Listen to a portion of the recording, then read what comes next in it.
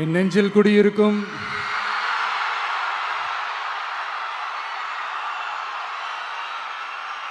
கரூர் சொந்தங்கள்,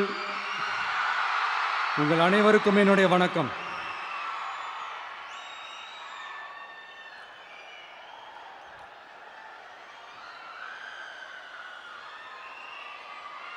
ஒரு மனுஷன் லைஃப்ல எவ்வளோ பெரிய ஒரு உயரத்துக்கு போனாலும்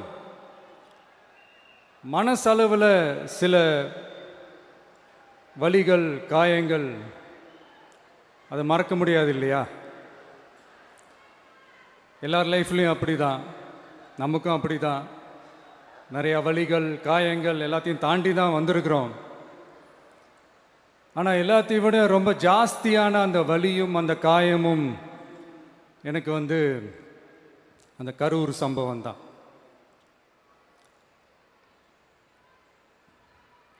மக்களை சந்திக்கணும், மக்கள் பிரச்சனைகளை எடுத்து பேசணும். அதுக்காக தான் அந்த மக்கள் சந்திப்பு பயணத்தை தொடங்கி திருச்சி, அரியலூர், நாகப்பட்டினம், திருவாரூர், நாமக்கல், கரூர் அப்படின்னு சொல்லிட்டு போயிட்டுருந்தோம். அரியலூரில் அந்த மீட்டிங் முடிச்சுட்டு பெரம்பலூர் போகிறதுக்கு முன்னாடி அந்த பெரம்பலூர் போலீஸ் எங்களை அலர்ட் பண்ணாங்க. சரிங்க, கூட்டம் கொஞ்சம் ஜாஸ்தியாக இருக்குது, லேட் ஆகிடுச்சு, வராதிங்க அப்படின்ட்டு. So we had no choice. Police சொன்னால் நம்ம அதை ஒபே பண்ணி தானே ஆகணும். அதே நேரத்தில் பெரம்பலூர் மக்களோட அந்த சேஃப்டியும் மைண்டில் எடுத்துக்கிட்டு ஒரு மன வலியோடவே திரும்ப போயிட்டோம். அதுக்கப்புறம் பெரம்பலூர் தொகுதி மக்களுக்கு மன்னிப்பும் கேட்டோம். அதே மாதிரி நாமக்கல் அந்த மீட்டிங் முடிச்சுட்டு கரூர் வரும்போது அந்த கரூர் போலீஸ் எங்களை அலர்ட் பண்ணியிருக்கலாம்ல.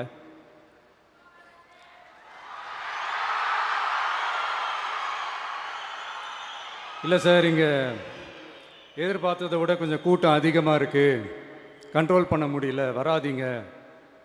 அண்ட் போலீஸ் நினச்சா அவங்க அந்த மீட்டிங்கே கேன்சல் பண்ணலாம். ஏதோ தப்பாக இருக்குது, ஏதோ தப்பாக தோணுது அப்படின்னு நினச்சிட்டாலே they have all the rights to cancel the meeting. எங்ககிட்ட கேட்கணும்லாம் ஒன்றும் அவசியமே கிடையாது. ஆனால் அதையெல்லாம் எதுவுமே செய்யாமல் அந்த ஹைவேல இருந்த அந்த ஸ்பாட்டுக்கு போலீஸே எங்களை உள்ளே கூட்டிகிட்டு வந்து விட்டு அந்த நாடகம்லாம் இருக்குது பாருங்க.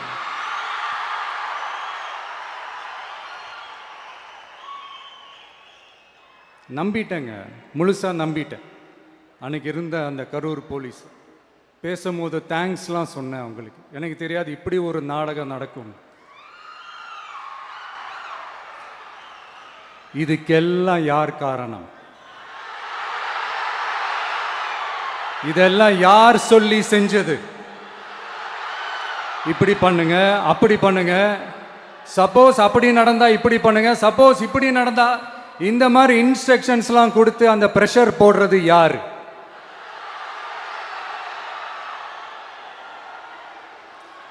அந்த சம்பவத்தில் நம்ம யாரெல்லாம் இழந்திருக்கோம் தெரியுமா? ஒரு டிவியில் என் படமோ பாட்டோ வந்துச்சுன்னா, அம்மா விஜய் மாமா, அம்மா விஜய் மாமா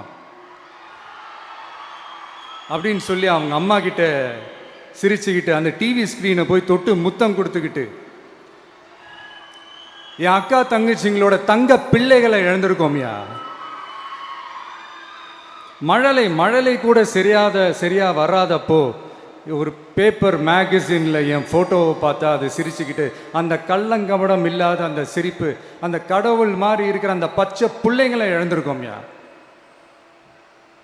என் அக்கா தங்கச்சி, அண்ணன் தம்பி, குடும்ப உறவுகளை இழந்து அந்த வலியோட இருக்கிற என்ன நீங்கள் ஏளனமாக பேசுகிறீங்களா? என் மேலே பழிய தூக்கி போடுறீங்களா? இப்படி ஒரு சம்பவம் நடந்துருச்சு. இது ஏன், எதனால், அதுக்கான பின்னணி என்னன்ட்டு அந்த வலியோட வீட்டில் உட்கார்ந்துட்டு இருக்கிறேன். ஓடி ஒளிஞ்சிட்டான்னு வர சொல்கிறீங்களா? வாயின்னு முன்ன இருந்தா என்ன வேணாலும் பேசுவீங்களா?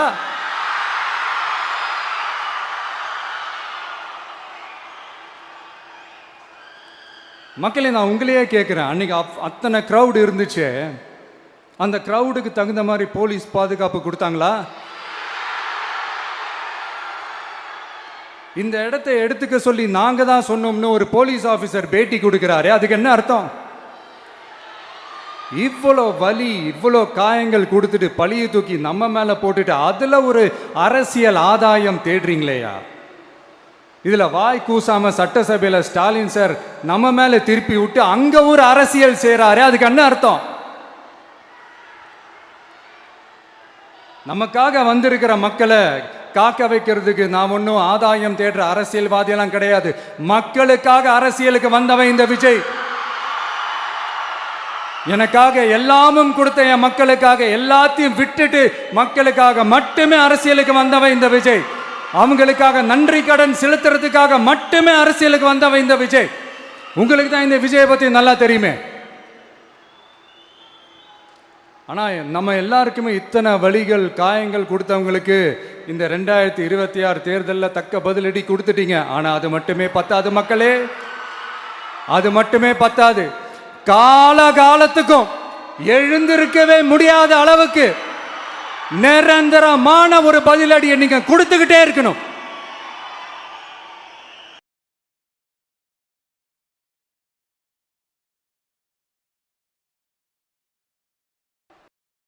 யார் என்ன ஓடினாலும் நான் மக்களை விட்டுலாம் ஓட மாட்டேன். அன்னைக்கும் சொன்னேன், இன்னைக்கும் சொல்றேன், நாளைக்கும் சொல்றேன், தில்லா சொல்லுவேன், கெத்தா சொல்லுவேன். பணமா ஜனமா அப்படின்னு கேட்டா என் ஜனம் தான் எனக்கு முக்கியம்.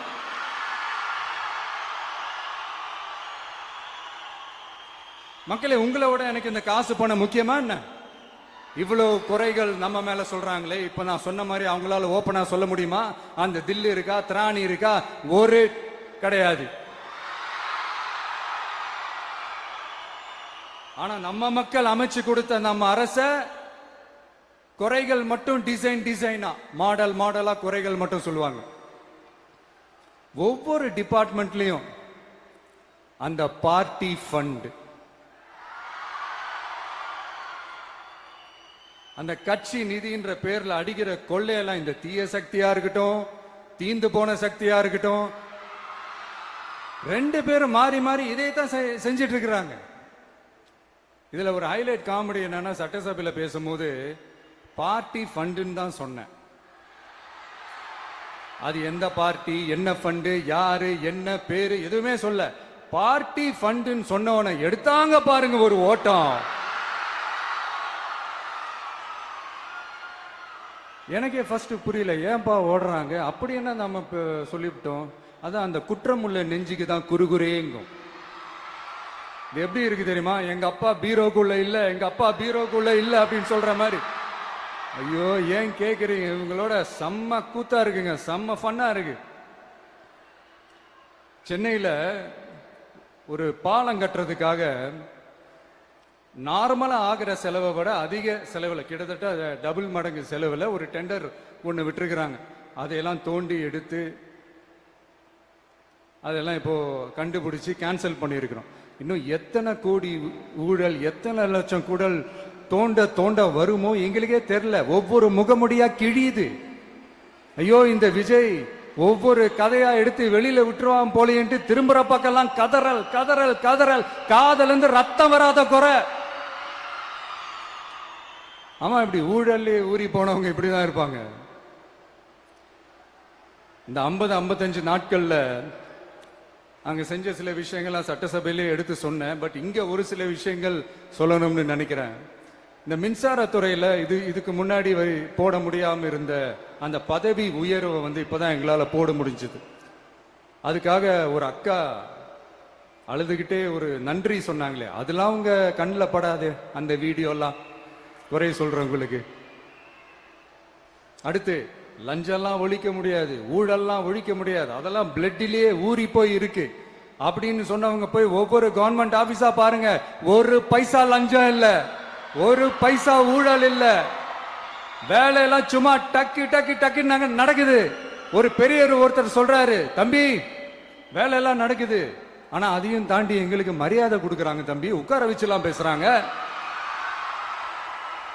இதெல்லாம் இதுக்கு முன்னாடி நடந்ததே இல்லை. அவனை போய் பாரு, இவனை போய் பாரு, இந்த ஆபீசரை போய் பாருன்னு சொல்லி அலைய விடுவாங்க. இப்ப லஞ்சம் இல்ல, ஊழல் இல்ல, வேலையெல்லாம் உடனே உடனே நடக்குது. மக்கள் அப்படி ஒரு பெருமூச்சு ஒண்ணு விடுறாங்க. அதை பார்த்து நமக்கு அப்படி ஒரு ஹாப்பினஸ். இதுக்கு மேல என்ன வேணும்? ஏன் இதெல்லாம் பண்ண முடியாது? மனசுன்னு ஒண்ணு இருந்தா பண்ணலாம். இப்ப பண்ணல. அதே மாதிரி இந்த எல்என்டி நிறுவனத்தோட 18,600 crore-க்கு 3 திட்டங்கள் அந்த ஒப்பந்தம், அந்த கையெழுத்து போட்டிருக்கிறோம். கிட்டத்தட்ட 8,200 பேருக்கு வேலை வாய்ப்பு. நான் சொல்றது அந்த 3 மாவட்டத்தை சேர்ந்தவங்களுக்கே அவ்வளவு வேலை வாய்ப்பு. குறுவை சாகுபடிக்காக 134 கோடியில அந்த சிறப்பு தொகுப்பு திட்டம் அறிவிச்சிருக்கிறோம் நம்ம விவசாயிகளுக்காக. இப்பவும் சொல்றேன், நம்ம விவசாய பெருமக்களே, உங்களோட இந்த அரசு கூடவே நிற்கும். பெண்கள் பாதுகாப்புக்காக சிங்கப்பெண் அதிரடி படை, அது உங்களுக்கு நல்லாவே முன்னாடியே தெரியும். வரப்போற அறிஞர் அண்ணா அவர்களுடைய பிறந்த நாள்ல உங்க அண்ணனுடைய அரசுல தாய் மாமன் தங்க மோதிர திட்டம் அறிவிக்கப்படும். இதெல்லாம் கேட்டாங்களே, வாக்குறுதி கொடுத்தீங்களே, என்னாச்சு என்னாச்சுன்னு. இந்த தீய சக்தி மாதிரி ரீல் தாய் மாமன்லாம் கிடையாது, ரியல் தாய் மாமன். எப்படி? ரியல் தாய் மாமன்.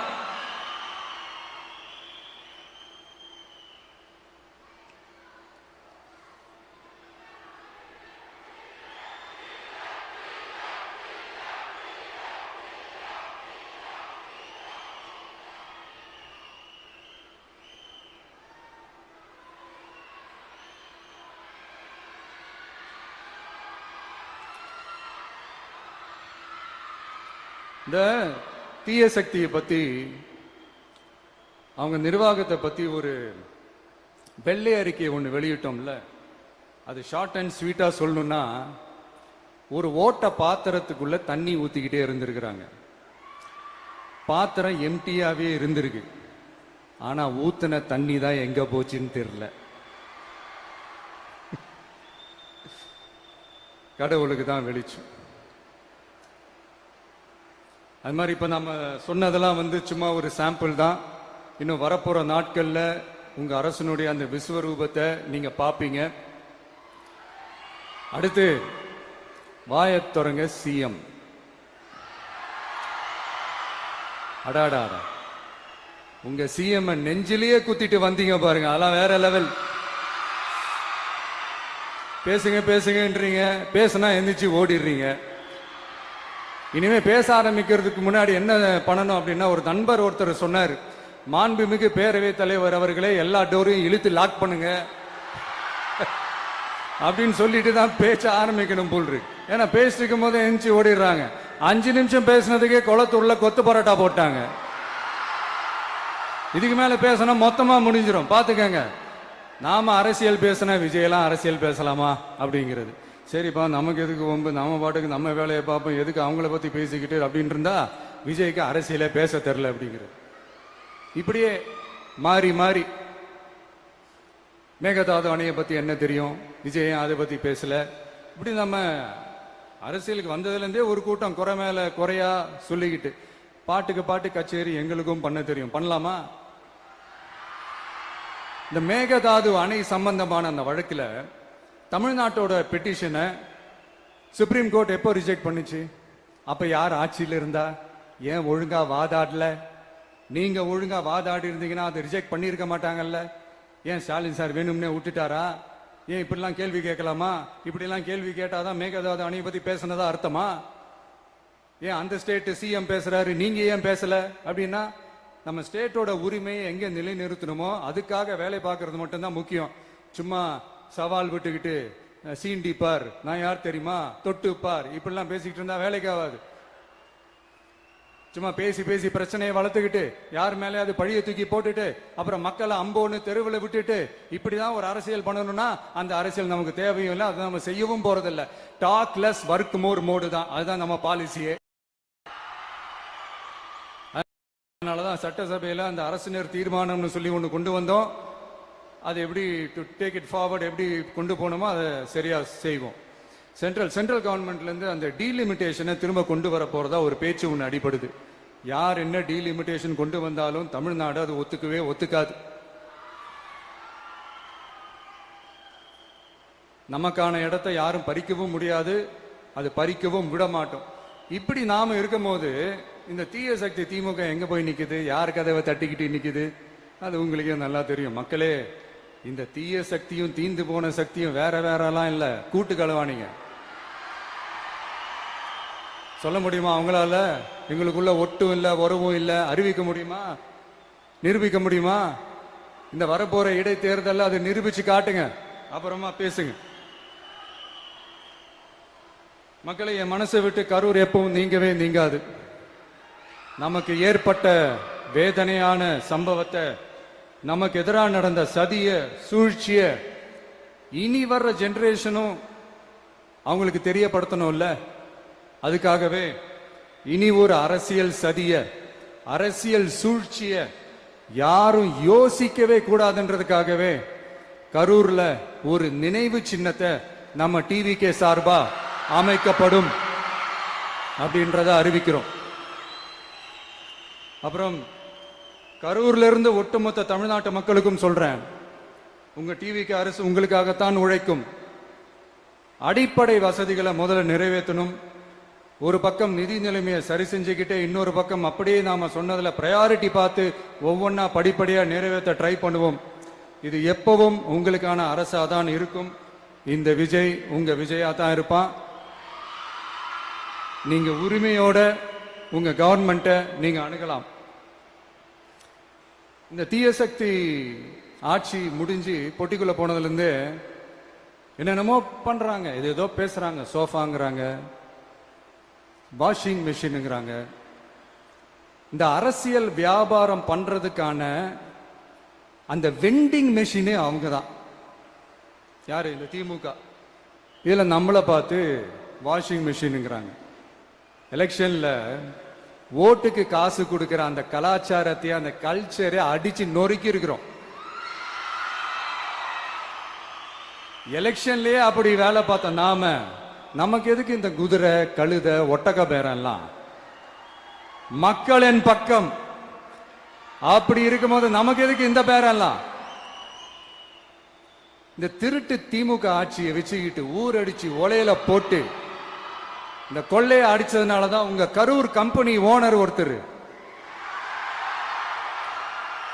எங்க எங்க இருக்காருன்னே தெரியாம ஓடு ஓடு ஓடு ஓடு ஓடு ஓடு ஓடு ஓடு வராம் பாரு வேட்டக்காரன்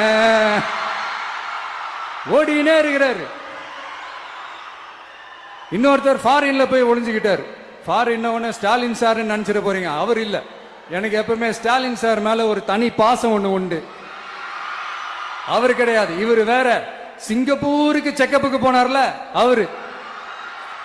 இன்னும் தோண்ட தோண்ட எத்தனை பேர் மாட்ட போறாங்களோ தெரியல. உங்ககிட்ட யாராவது லஞ்சம் ஏதாவது கேட்டாங்கன்னா கொடுக்க முடியாது சொல்லுங்க, நான் இருக்கேன் உங்களோட. அப்படியே யாராவது ஃபோர்ஸ் பண்ணாங்கன்னா, இது எங்க மகன், எங்க புள்ள, எங்க அண்ணன், எங்க தம்பி, எங்க விஜய், எங்க விஜயோட ஆட்சின்னு ஸ்ட்ராங்கா சொல்லுங்க. மக்களை, நீங்க கூட இருக்கும் போது லஞ்ச ஊழல் மட்டும் இல்ல, அதிகாரத்தை வச்சு ஆட்டம் போடுற யாரா இருந்தாலும் அடங்கிடுவாங்க. இந்த கடமை, கண்ணியம், கட்டுப்பாடுன்ட்டு ஒரு காலத்துல கொள்கையோட இருந்த கட்சியெல்லாம் இன்னைக்கு எப்படி இருக்கான்னு உங்களுக்கே தெரியும். அதாவது இந்த டிவிகே கட்சியோட தலைவரை எதிர்க்கிறதுல ஒரு நியாயம் இருக்கு. ஏன்னா உங்க பொழப்புல மண்ணள்ளி போட்டான். என்ன, இந்த ஊழல் லஞ்சம்லாம் பண்ண மாட்டேன்னு சொல்லி உங்க அரசியலே ஒரு தெருமுனைக்கு கொண்டாந்து விட்டான். மக்கள் வேற அவனை தான் நம்புறாங்க. ஸோ இந்த விஜயை எதிர்க்கிறதுல ஒரு அரசியல் நியாயம் இருக்குது, அது புரிஞ்சுக்கலாம். ஆனா இன்னைக்கு இந்த விஜய மக்கள் ஓட்டு போட்டு ஜெயிக்க வச்சு ஒரு தீர்ப்பை கொடுத்து மக்களுக்காக வேலை செய்யறதுக்காக முதலமைச்சரா உட்கார வச்சிருக்கிறாங்க.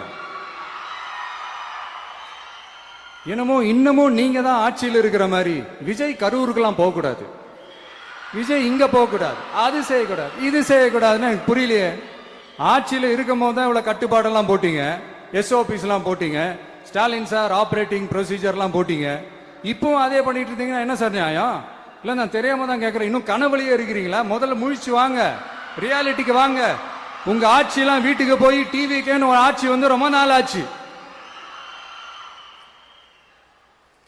ஒழுங்கா படி என்று சுப்ரீம் கோர்ட் ஓங்கி மண்டேலியே நறுக்கு நறுக்கு நறுக்கு என்று செம்மட்டியாலே அடிச்சும் இந்த திமுக முழிச்சிக்கல அப்படின்னா அப்ப கொஞ்சம் கஷ்டம்தான்.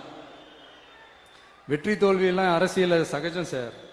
அதுக்காகலாம் வெறி பிடிச்சி இந்த பதவி வெறி பிடிச்செல்லாம் அலைய தேவையில்லை. நல்ல விதமாவே சொல்றேன், நியாயமான அரசியல் பண்ணுங்க. ஓ, அதுதான் உங்களுக்கு தெரியாதுல்ல.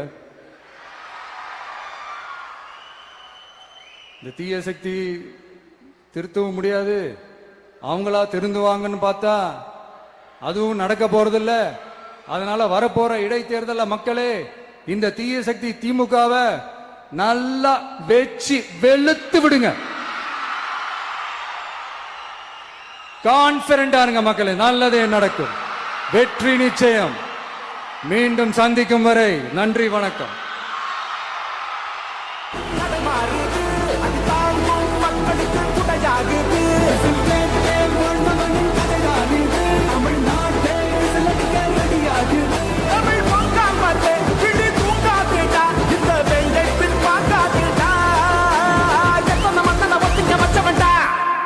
நான் தன்னந்தனியாளு, நீ நம்ம பாரு.